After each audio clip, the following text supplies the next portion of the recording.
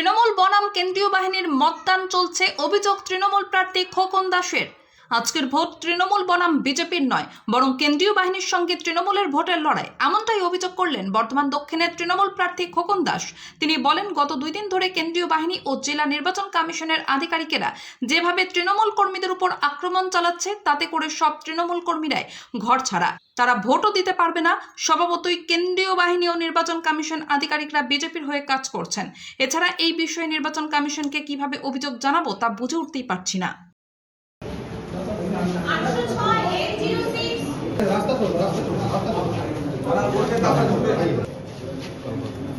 দাদা আঙুলটা দেখান, দাদা আঙুলটা দেখান, দাদা আঙুলটা আঙুলটা আঙুলটা আঙুলটা আসুন দাদা, আসুন দাদা, আসুন। ভোট সুন্দরভাবে হচ্ছে।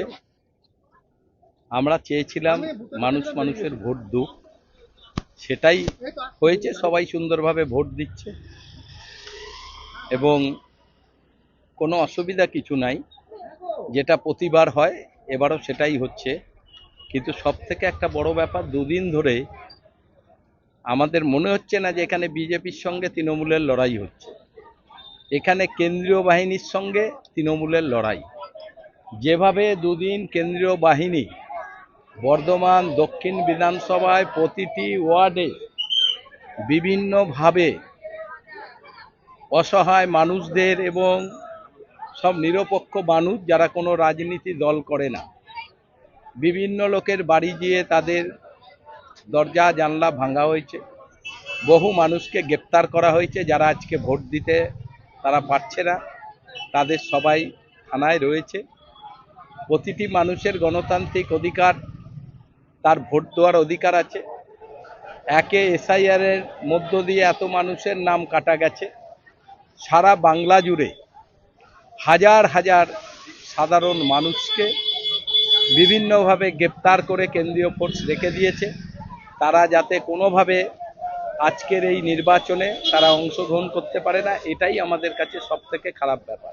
প্রতিবারই সুন্দরভাবে ভোট হয়, সবাই সবার ভোট দেয়। এবারও তাই হচ্ছে। মানুষের ভোট দিচ্ছেন, ভোট দিতে পারছে না কি কোনো রকম গণ্ডগোল কোনো দিন হয় না, এবারও হচ্ছে না। শুধু কেন্দ্রীয় পোস্টের বাড়াবাড়ি, দাপাদাপি, বিজেপিকে মানে সব সময় সাপোর্টিং করছে। বুথে বুথে তারা বিজেপিকে ভোট দেবো বললে তাকে তাড়াতাড়ি করে নিয়ে ভোট দেওয়ার ব্যবস্থা করে দিচ্ছে। এসব কেন্দ্রীয় ফোর্স করছে। কিন্তু সব থেকে কষ্টের ব্যাপার, এত অভিযোগ চোখের সামনে দেখেও অভিযোগ করার কোনো লোক নাই। কারণ গোটা প্রশাসনিক ব্যাপারটাই বিজেপির হাতে। যাকে বলা যাচ্ছে সেই বলছে আমরা কি করব, তাহলে করবেটা কি?